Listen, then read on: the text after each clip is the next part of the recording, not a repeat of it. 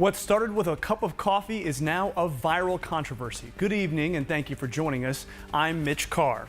It started as Tempe police officers were asked to leave a Starbucks just because a customer allegedly said they did not feel comfortable with the police there. Team 12's Michael Doudna joins us now in the 12 News Alert Center.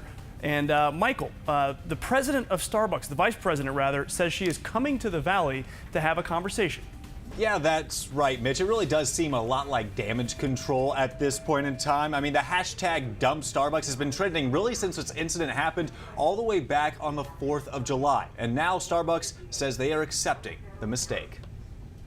The cops kind of come over here to the parking lot. They have coffee. It seems like there's more than one. Customers say it can be a pretty common sight to see multiple police officers here at this Starbucks on the corner of Scottsdale and McKellips, including this July 4th, when 6 officers stopped by for a cup of joe and then were asked to leave because a customer felt uncomfortable with their presence. I've never seen anything like that before. I do think it is an overreaction. The Tempe Officers Association setting off social media fireworks after it lashed out against the coffee giant in Facebook posts, calling the actions of the barista disheartening, showing, quote, zero respect. Soon the hashtag Dump Starbucks would trend. Well, nobody should be asked to leave if all they're doing is just having a cup of coffee. Sunday, the executive vice president of Starbucks, Roseanne Williams, apologizing in a statement, saying that the officers should have been showed the utmost respect, but instead were made to feel unwelcome, which is, quote, completely unacceptable.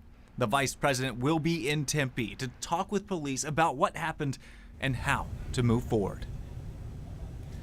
And part of moving forward is Tempe Police. They are now discussing whether or not to have a news conference on this incident tomorrow. It would likely happen in the early afternoon, sometime around 3 o'clock. Live in the Alert Center, Michael Doudna, 12 News.